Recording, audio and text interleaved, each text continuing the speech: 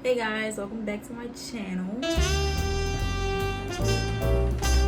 So for this video, I'm going to be giving you guys a step-by-step guide on how to get started on your first assignment.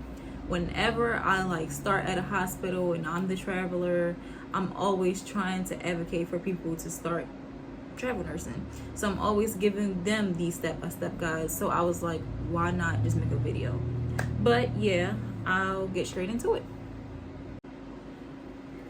Okay, so first, I usually start off on Facebook. There are so many groups you can join. Right here are all my groups. So this is probably going to go into groups that are irrelevant, but let's see. Travel Nurse 5,000 and up. Let's start with this one since this one has the highest pay. So let's say we wanted to pick up a contract in Atlanta. So what we will first do is search Atlanta.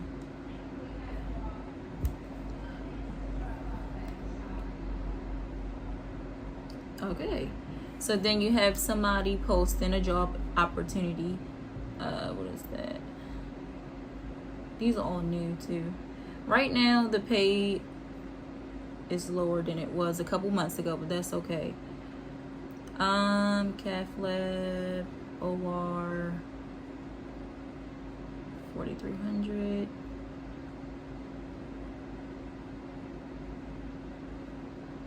Okay, but regardless, you get the point. I'm really just trying to see. Okay, maybe I can do this so I can see. Let's do Atlanta Med-Surg so that I'm more familiar with whatever I'm looking at.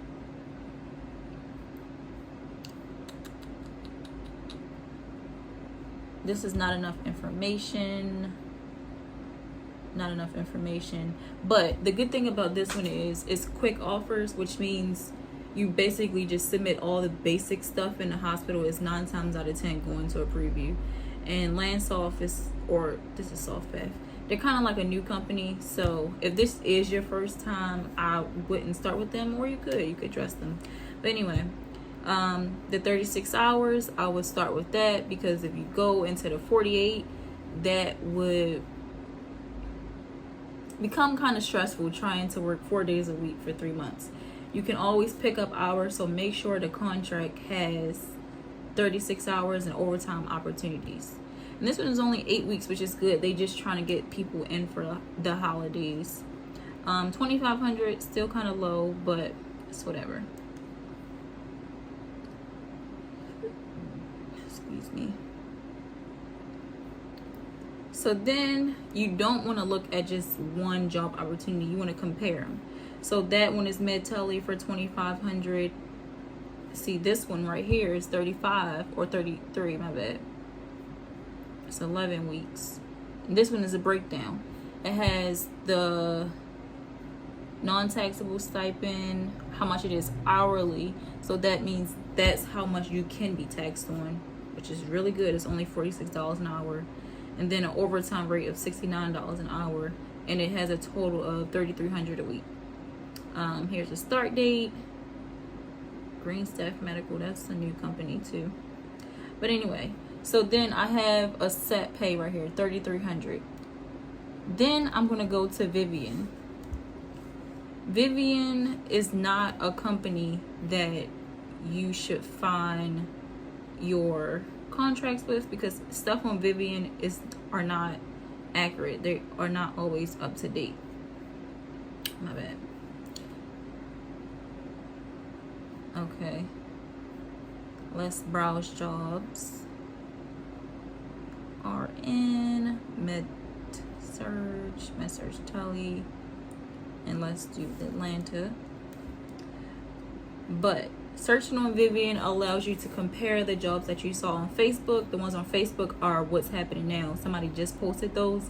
Vivian they can be kind of old, and they are companies who don't have direct contracts sometimes, so they take a little bit longer for the jobs to come through.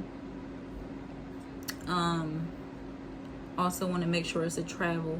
You can put your specifics, 312s, night shift for me. Oh gosh, gotta do all this. Sorry. Okay, so this Cali, it didn't update.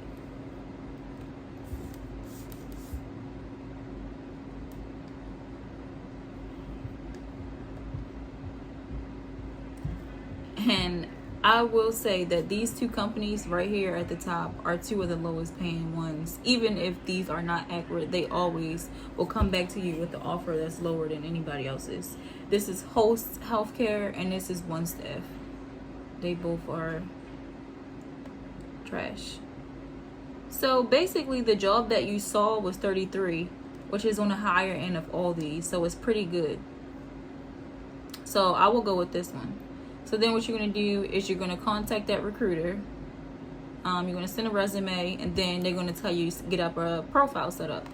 This right here is my profile for Medical Solutions. I never did a contract with them, but I started working with a recruiter. He's very good. I can send you his information. It's just his rates weren't matching what I was looking for in Atlanta at the time. But this is the traveler portal for them. And this is everything you're going to need to submit. So I'm just giving you this so you can have it ready.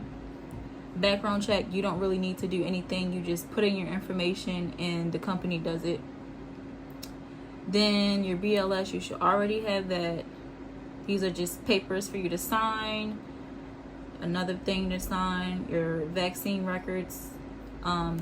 Yes, it is required. I believe, depending on the hospital, they won't let you work without the vaccine. You put your driver's license on there. It's just to make sure you can get transportation to and from the hospital.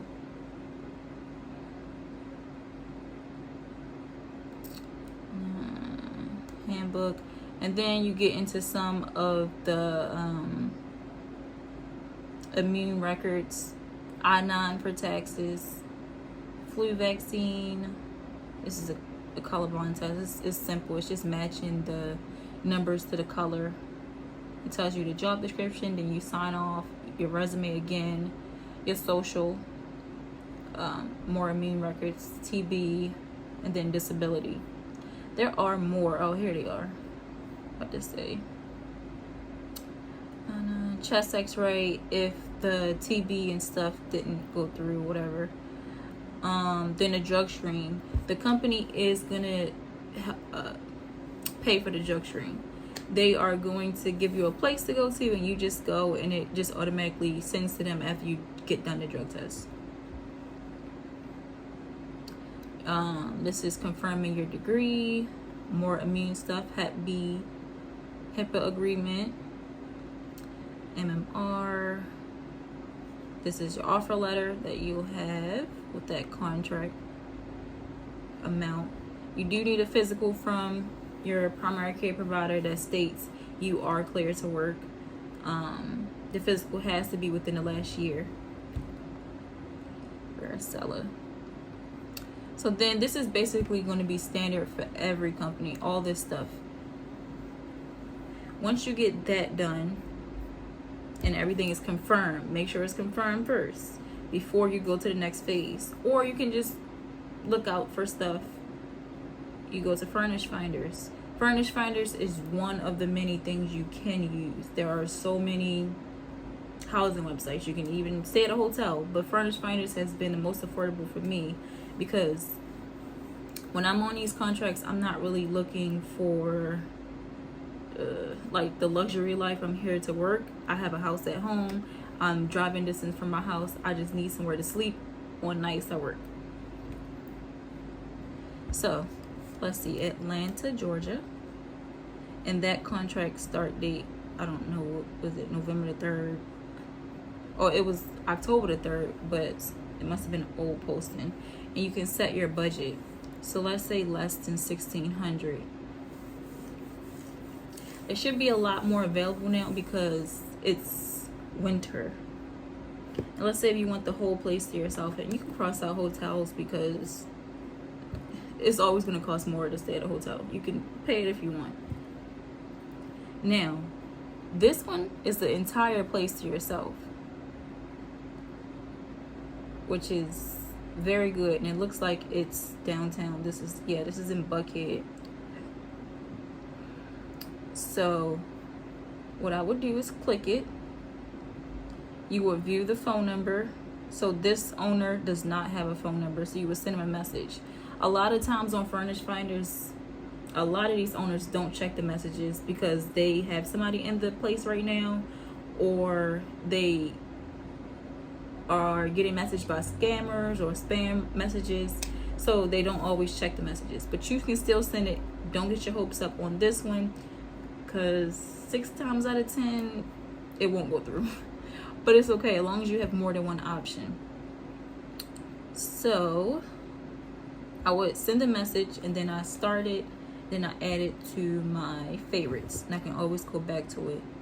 And then you can go down here, view the description, walk-in closet, all this stuff. Now let's see where the deposit is. Deposit $500, not too bad. Anything over $500 I would be kind of hesitant with, because a lot of times, or sometimes, there can be some scammers on this website where they will ask for your deposit and it's not a real listing. You have to be careful with that. I've never sent a deposit without me being there. There could be a small one I sent, like $150, but over that, I'm not okay with being scammed out of. You can just try to message or talk to the owner and be like, find a compromising way that they know that you're coming. All right, now another thing you want to make sure of, that this hospital is near your hospital, and it has the locations right here. So let's say if we was at Emory, it's 8 miles away, and in Atlanta that's 20 or so more minutes, but it's close to Piedmont. It's only 3 miles away, so that's good. And you can go back, your search is still here. This is an entire, so you gotta be careful. This says entire unit, but I doubt it. Somebody just probably put that so they can get you to be interested. As you can see, this same place is listed 3 times back to back. All right, let's look at one more, and then I'll show you guys the list. Let's find one more. This is a guest bedroom, master.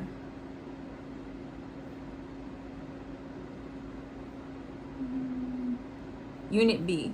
So this is somebody who has a bunch of different places they rent out in one building.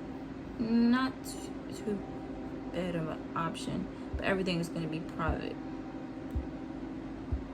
Washer and dryer there. Got a patio.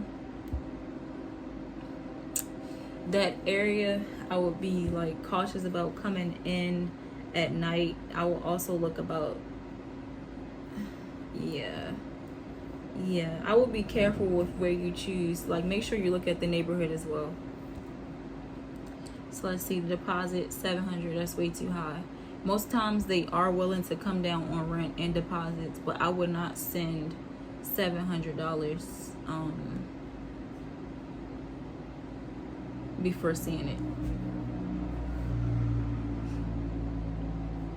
Okay, this is unit A, so they got both rooms are empty.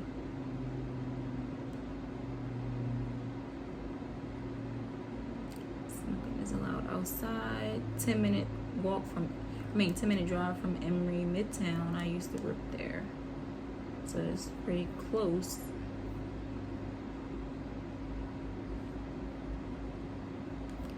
So yeah, I can go ahead and, let's see if the phone number is here. Why did not let me? Oh, this is one person with the phone number on here. So you would send them a text. It's pretty late. They wouldn't mind if it's a text, but if it's a call, you call in somebody after business hours. And then you just do that over and over again until you build up a good set or a strong thing. In case something falls through, you'll always have the other people on the list to go to. So then we can go to my other, like, I have a whole list because this is literally what I was doing when I was trying to find somewhere. So these were all my options when I was looking for somewhere to stay. I was not going to fall through depending on one person. And yeah, you do that for any place. That's just how you go. Okay, so next is something that I'm really not familiar with. I have not been a travel nurse that long, so I have not really gone through the process, but I know this is where you can start. So this is called travel tax. It's basically a tax company specifically for travel nurses. These are experts on here. They literally have everything. They also have a Facebook group. You can contact them. You can schedule a consult. The consult is free. They call you or they can send you an email. And then they have the pricing of everything.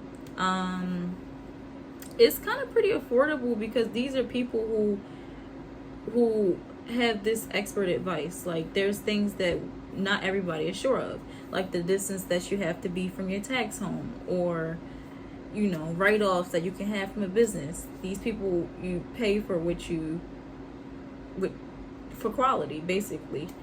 So about that, a certain distance from your home, what I do believe the rule is you have to be at least 50 miles from your tax home, like the job. But there are loopholes that I'm not sure of, and I'm not really comfortable saying on YouTube. But talk to people around your job or other travel nurses, because I'm sure they can tell you about it.